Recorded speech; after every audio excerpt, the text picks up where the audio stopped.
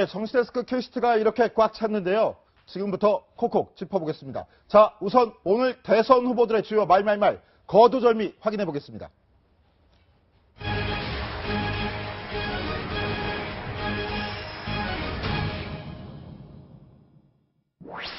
대통령으로 하여금 북한을 주적으로 공개적으로 그렇게 천명하도록 하는 것은 국가 지도자로서는 조금 자격이 없는, 좀 잘 모르는 그런 발언이라고 생각합니다. 여러 가지 정치적인 상황에서 결단을 할 때도 있습니다. 그런 결단이 또 그 불통의 증거라고 볼 수는 없는 것 아니겠습니까? 그리고 이제 보좌관 말씀도 하셨습니다만 23명이었는데 전부 다 떠났다. 그거야말로 정치적인 그 왜곡입니다. 그래서 거짓말을 지도자가 된 사람이 내보고 막말한다 샀는데 막말하는 게 문제가 아니고 거짓말하는 게 문제다. 토론만 지고 돌아가면서 목은 안철수가 맞는데 몸통은 박지원인가? 네, 뜨거운 관심 속에 진행된 대선 후보들의 2차 TV 토론에서 한층 더 치열해진 후보들의 공방전을 이현수 기자가 먼저 정리했습니다. 어제 TV 토론 어떻게 보셨습니까? 가장 많이 들린 말 이거 아니었나요? 문재인 후보님.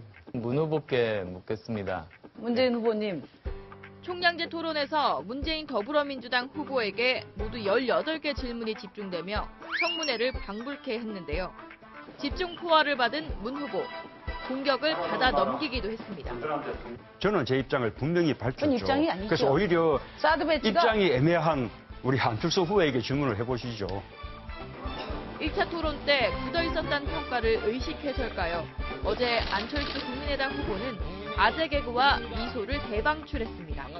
지금 1번과 2번 중에서 한쪽을 선택해서 눌러주시면 3번은 없습니까? 저는 3번 누르고 싶은데. 제가 그 안철수 후보님의 문제 인식에 대해서 지적하고자 하는 것은 문재인식이면 여기 질문. 죄송합니다. 우리 안철수 후보님인데. 스트롱맨을 자처한 홍준표 자유한국당 후보. 어젠 심상정, 유승민 후보의 협공에 여성이 설거지를 하는 것은 하늘이 정한 것이다.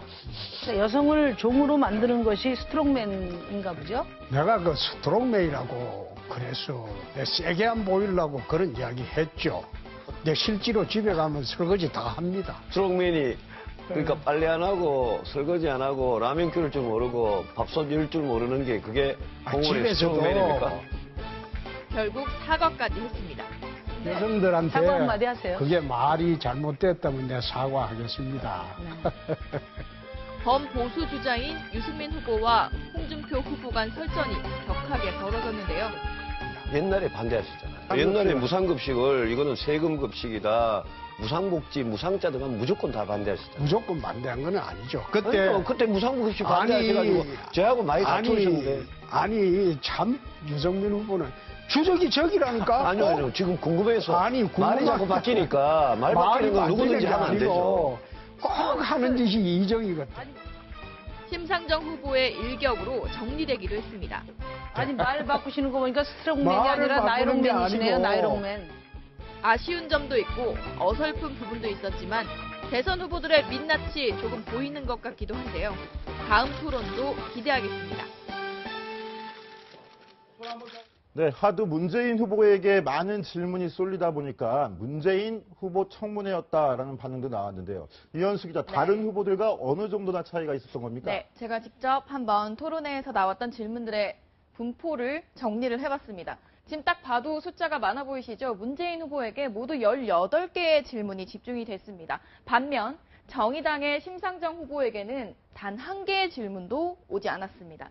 이렇게 질문이 몰릴 수 있었던 건 후보들이 각각 총량제를 했거든요. 시간을 9분이라는 시간 안에서 대답도 하고 질문도 해야 하는 상황인데 문재인 후보에게 이렇게 질문이 몰렸다면 문 후보는 대답할 시간밖에 없었겠죠.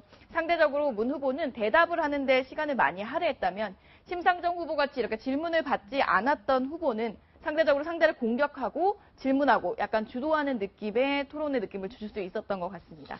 네, 질문을 하나도 못 받은 심상중 후보 입장에서는 토론의 진행 방식에 대해서 굉장히 좀 억울한 면도 있었을 텐데요. 강병규 기자, 네. 각 당은 어떤 발언들을 좀 내놨습니까?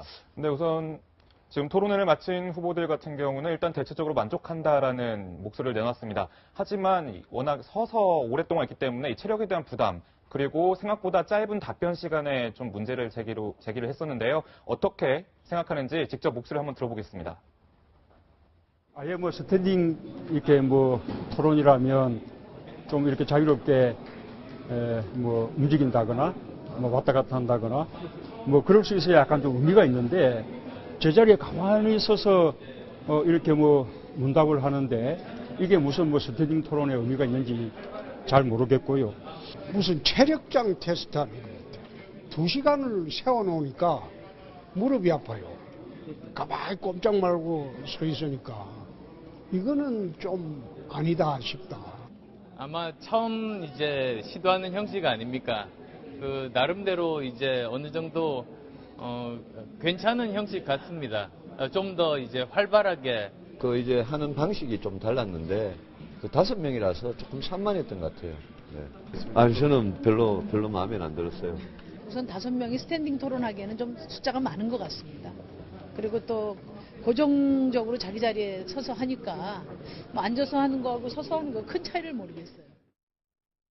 예, 안철수 후보를 제외하고는 뭐 다른 4명의 후보들은 스탠딩 토론 방식에 대해서 약간 좀 회의적인 반응을 내놓는 것 같은데요.